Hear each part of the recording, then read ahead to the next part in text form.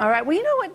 We have hanging in the wings a government minister. Why are we asking Not each just other one of the these more questions? agile government ministers. You know, he's worked in that communication space with the Prime Minister when he was communications minister, putting together that efficient broadband system which has provided so many people last night to be able to access the census and be able to do their bit for the country and for the data collection of our statisticians. Who are we talking about? We're talking about Paul Fletcher, Minister for Major live. Projects, joining us from Canberra. Minister Fletcher, thanks for coming on To The Point this afternoon. Should you add, you know, maybe Good improving... morning, good afternoon, Christina and Peter. And can I just say, Christina, I'm disappointed that you haven't caught up with the fact that my title has changed to Minister for Urban Infrastructure.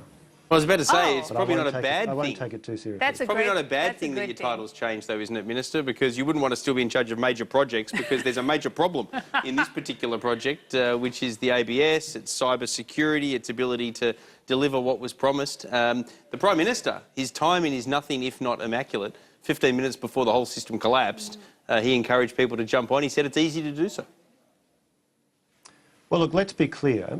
The last census had about a third of Australians providing their responses online. This census, the plan is to have about 2/3 of Australians providing their responses online. And why is that? It's for the same reason that banks, insurance companies, airlines are increasingly engaging with their customers, with their stakeholders online, because it's quicker, easier, more efficient and more cost effective. So there are very good reasons why having a greater reliance on online responses to the census makes good sense, as it does in so many other areas of activity. And of course, the census is enormously important. The data which is generated by the census is used by the Commonwealth Government, state governments, local governments, non-government organisations, by private businesses, to make all kinds of decisions, certainly in the infrastructure space. Isn't that exactly why this is such a debacle, though? Because it is so important? Well, could you just repeat that? Yeah, sure. Peter? Isn't that why it is such a debacle, what happened last night, and the fallout and the attitude now that people have about this, for the very reason that you cite, which is that it is so important, yet now people are looking at it. Even on my way in, I decided to venture into FM radio, and it was just wall-to-wall ridicule from the jocks on the way through it. Well, look, let's be clear. About 2.33 million Australians successfully lodged their census forms online last night before the system was taken down. And let's also be clear, the reason the system was taken down was an active decision by the Australian statistician and on the advice of his expert advisors to be absolutely sure, out of an abundance of caution, that there was not any security risk to the data. The very clear advice, as the Prime Minister said this morning, as Minister McCormack has said, from the ABS, from their technology advisors and providers, IBM, from the Australian Signals Directorate, is that there has been no compromise to the data. Essentially what happened, as Alistair McGibbon, the cyber security advisor, explained in his media conference this morning, is that there was a denial of service attempt. Now, that is an ordinary part of what happens in operating websites. It happens all the time. It happened a number of times yesterday. It was successfully responded to and the website kept operating. A couple of other things happened, including a physical failure in a router, as well as some warning information that came through that caused the statistician, based upon the advice of IBM and others, out of an abundance of caution, to say, we will take down this form, we'll remove the online access to the form, so we can be absolutely certain that there has been no compromise of the data, and that is the advice the statistician is giving, that IBM is giving, that others are giving, that there has been no compromise to the data. But what you had here essentially was a senior Australian government official saying it is very important that we preserve and protect the security of data, and to be absolutely So is your point cautious, that data was at risk if they didn't take the site down? No, the data was not at risk. Well, then why did they take it down? But on the basis of the information available to him, he took a cautious decision that the ABS would not provide continued access online to the form until... So he he'd been crashed able the to... site when there was no risk to data security. You say there was no risk? No, it wasn't a question of crashing the site. It was a conscious management decision taken. Yeah, but when there was no risk, recognising... Minister, you're saying... I don't think you can have your cake and eat it on this one. Either there was a risk and therefore they took it down, or there was no risk and then it was a pretty shoddy decision to take it down. Well, Peter, it's always easy to be wise in hindsight. On the information available to him, the statistician took a decision prioritising information security. He has expressed his regret, as do I, as does the government, for the fact that that inconvenienced a number of people around Australia. But let's bear in mind, you have until the 23rd of September to be able to complete your census form, and certainly we will be working, the government will be working, the ABS will be working to encourage people to go online or to use the paper form, whichever is their preference, and to get that done in plenty of time. All right, but Paul Fletcher, let's go back to, you said there was a confluence of events. The Prime Minister's used that phrase. One of them is a router that didn't work. So there's clearly some type of equipment failure happening. You know, we heard yesterday the head of the ABS... And again, Christina, can I just make the point? Can I just make the point?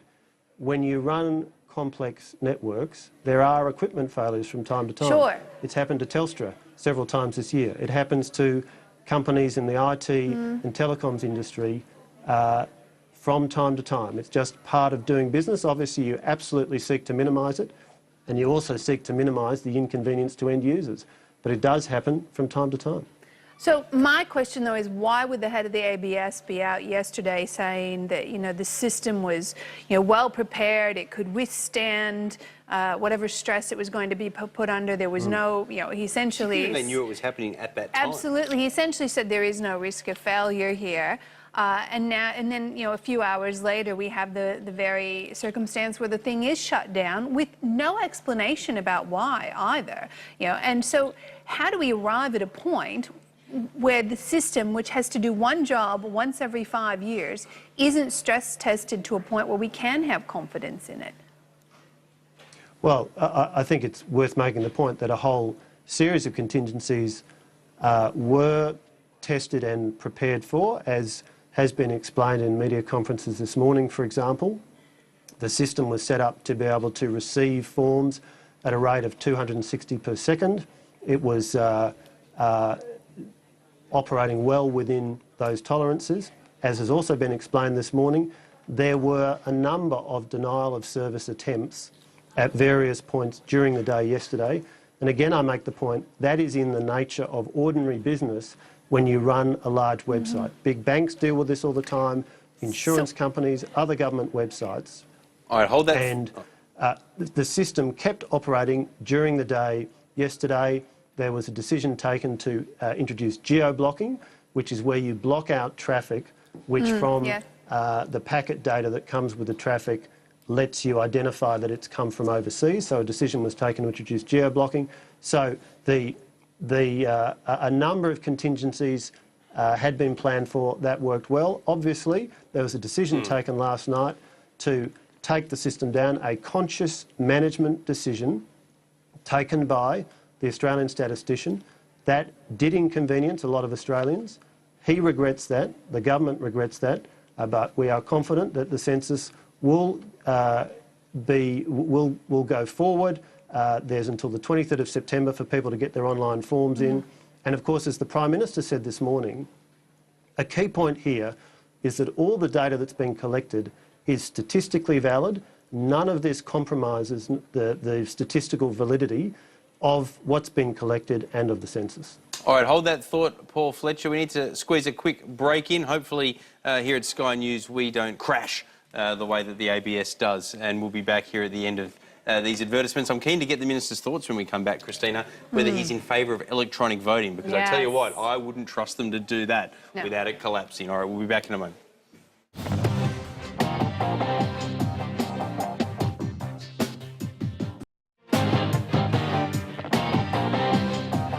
You're welcome back to The Point. We're with the Minister for Urban Infrastructure, Paul Fletcher, joining us out of Canberra. We've been talking about the census, but Minister, this census fail has lots of people speculating this has pushed the cause of electronic voting far off into the future. What could ever go wrong? Seriously, are we likely to see a real shift to electronic voting after this? And what do you think? Do you think we could handle electronic voting in Australia? I'm not sure the Minister can hear us. Can you hear us now, Paul Fletcher? Yeah, sorry, Christina. Thank you. So in relation to electronic voting, there are an obvious series of issues that people raise with our present system. For example, you're not required to provide any ID when you go into the polling booth and speak to the officer of the AEC there. They rule your name off on the page paper in front of them, but you're not required to provide a driver's licence. There's nothing to stop you, in fact, going round and doing that in every one of the 35 plus booths in that electorate. You'd be caught after the fact, eventually you'd be but caught. You would be caught, but there's nothing in the process to stop So is this that. an And of argument course, the for other issue- electronic voting, Minister? Is that an argument why we might look at doing it? I'm just going through some of the reasons why people bring up electronic voting. Yeah, we've got as less way than a minute forward. left, Minister, so maybe you could tell us whether or not you No, would like I'm to... genuinely curious. Would you still be someone who's in favour of electronic voting despite what has I like transpired? the idea of electronic voting. I like the idea of electronic voting. It's important to have safeguards. A key safeguard is that people can verify that their vote was as they cast it. So one system that's been suggested is you go to the polling booth, you vote online, it prints out a receipt, the receipt goes into the ballot box, and a random number of ballot boxes are then audited. All these things can be looked at by the Joint Standing Committee on Electoral Matters, and I hope they will look at them, because I do think that there are some potential significant benefits from electronic voting.